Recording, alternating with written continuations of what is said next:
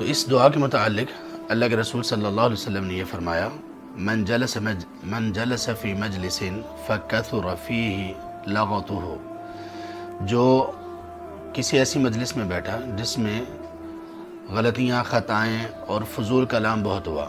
لغت کہتے ہیں ایسی باتیں جو کہ مفید نہ ہوں اور غلطی کی، خطا کی باتیں ہوں، جن کو ہم فضول اور لغویات کہہ سکتے ہیں۔ تو اس میں کسی ایسی مجلس میں کوئی شخص بیٹھا جس میں ایسی گفتگو اس نے کثرت سے کی، فقال قبل ان یقوم من مجلسہ، تو پھر اس نے اس مجلس کو برخاست کرنے سے پہلے اگر یہ کہہ لیا، یہ پھر آگے دعا سکھائی آپ صلی اللہ علیہ وسلم نے، الا غفر لہ ما کان فی مجلسہ ذلک، مگر اس کے لیے اس مجلس کے گناہ معاف کر دیے جائیں گے۔ یعنی جو شخص کسی ایسی مجلس میں بیٹھا، ایسی مجلس میں شرکت کی کہ جس میں لغویات اور فضول باتیں بہت زیادہ ہوئیں، اور لیکن اس نے اٹھنے سے پہلے کفارہ مجلس کی دعا پڑھ لی، تو اس مجلس کے گناہ معاف کر دیے جائیں گے۔ ایک حدیث میں یہ ہے۔ دوسری حدیث میں کیا ہے؟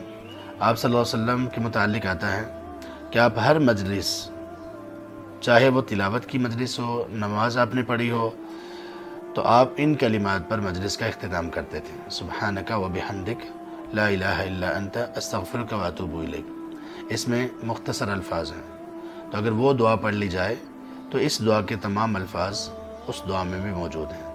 تو یہ دعا پڑھ لیں، وہ دعا پڑھ لیں، دونوں طرح سے ٹھیک ہے۔ تو آپ صلی اللہ علیہ وسلم یہ کہا کرتے تھے، یہ دعا پڑھا کرتے تھے۔ تو گویا کوئی بھی مجلس ہو، اچھی ہو یا جیسی بھی ہو، تو اس میں یہ دعا پڑھی جائے۔ تو اس کا آپ صلی اللہ علیہ وسلم نے کیا فرمایا؟ آپ نے فرمایا کہ اگر کوئی یہ دعا پڑھ لے گا تو اس مجلس میں خیر کی باتیں اگر کہیں تو یہ دعا ان خیر کی باتوں پر مہر لگا دے گی، یعنی وہ جو خیر کی باتیں ہیں محفوظ ہو جائیں گی، اور اگر خیر کی باتیں نہیں ہوئیں، گناہ کی، شر کی باتیں اس میں ہوئی ہیں، تو یہ دعا ان باتوں کا کفارہ بن جائے گی، اور یہ دعا ہر مجلس میں پڑھی جائے گی۔ اس سے پہلے کہ ہم دعا پڑھیں، دعا کو سمجھیں، ایک اور بات وہ انتہائی ضروری ہے۔ اگر کسی ایسی مجلس میں ہم موجود ہیں جہاں پر ہم نے لوگوں کے متعلق باتیں کی، کسی کی غیبت کی، کسی کی چغلیاں کی، اگر اس طرح کی کوئی چیز کی ہے، تو پھر یاد رکھیے کہ یہ چیزیں اس دعا سے معاف نہیں ہونے والی، الا یہ کہ کسی کو معلوم نہ ہو کہ یہ اتنا اہم معاملہ ہے، پھر اور بات ہے، اللہ تعالیٰ معاف کرنے والے ہیں۔